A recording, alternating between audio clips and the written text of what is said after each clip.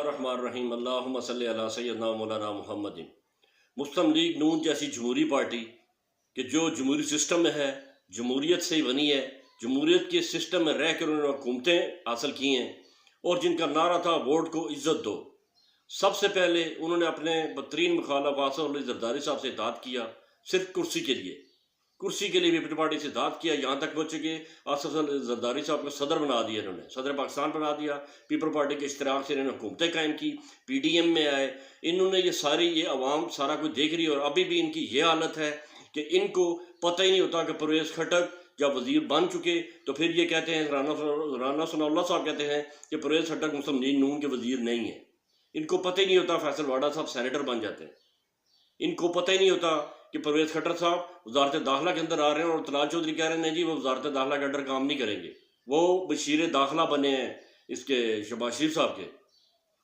ये इनको चाहिए था, ये सोचते हैं कि ये इक़्तिदार में हमेशा के लिए आ गए, हालांकि जमहूरी बंदा ऐसा नहीं करता। सियासतदानों की सियासत में कोई दुश्मनी नहीं होती, कोई हरफ आखिर नहीं होता, सियासत में कोई बात हरफ आखिर नहीं होती और ना होनी चाहिए। सियासत में हमेशा मुफाहमत के दरवाजे खुले रहते हैं और ये इतनी दफ़ा इक़्तिदार में आ चुके हैं, इतनी पुरानी पार्टी होने के बावजूद इनकी हालत देखें कि कल जब ये अपोजिशन में होंगे तो फिर जब ये ऑलरेडी इन पे चोरी के केसेस हैं, इन पे करप्शन के केसेस हैं, ये हुकूमत में आए हैं, इनको रिलीफ मिला है, ये ज़मानतों पर हैं।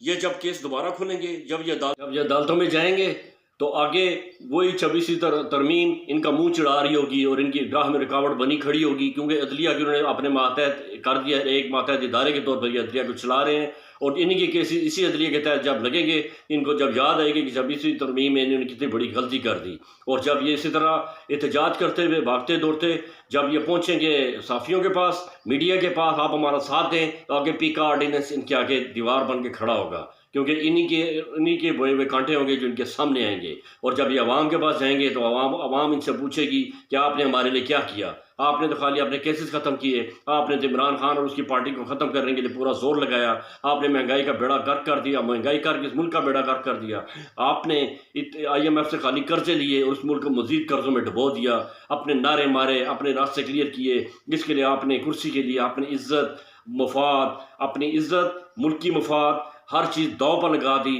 और आपने हर चीज़ कुर्बान कर दी, इस मुल्क की सालमियत के लिए आप दाव पे लगा दी और इस मुल्क के अवाम का जो म्यार ज़िंदगी था आपने पस्तर कर दिया।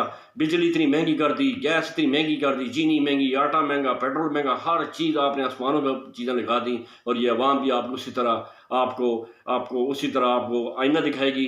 जब फिर आपको समझ लगेगी कि जमहूरी कुव्वतें ऐसा नहीं करती।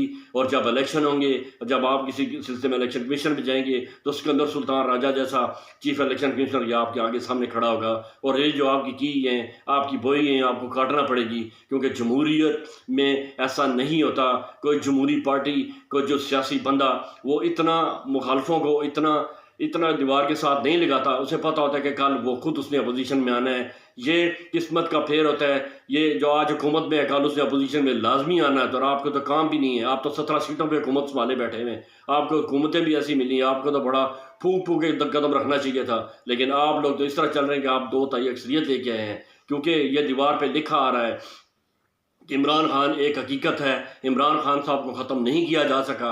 इमरान खान साहब की मकबूलियत दिन ब दिन बढ़ती जा रही है, क्योंकि अवाम को पता है वो सच्चा बंदा हक़ के साथ खड़ा है, वो ना झुका है, ना बिका है, ना अपने काज से पीछे हटा है और इसी तरह अवाम उसके साथ खड़ी है।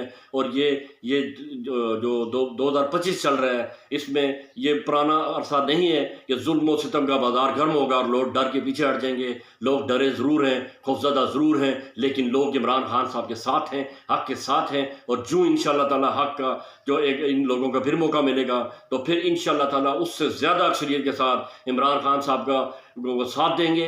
जब इमरान खान साहब जेल की दीवारों के जब दौड़ के बाहर आएगा, जेल की दीवारों से इंशाअल्लाह ताला इमरान खान जब जल्दी बाहर निकलेगा, तो इमरान खान साहब जब बाहर निकल गया, जब एक बात पड़ेगा इय्याका नअबुदु व इय्याका नस्तईन, तो पूरी कौम उसके साथ अब सरापा एहतजाज होगी और उसके इस्तकबाल के लिए खड़ी होगी और उसके हक़ के लिए, वो अपने हक़ के लिए बल्कि इमरान खान साहब के दस्तों बाजू बनेगी। और आप देखेंगे कि पूरा पाकिस्तान किस तरह बाहर आएगा और किस तरह इंशाअल्लाह ताला इनकलाब आएगा।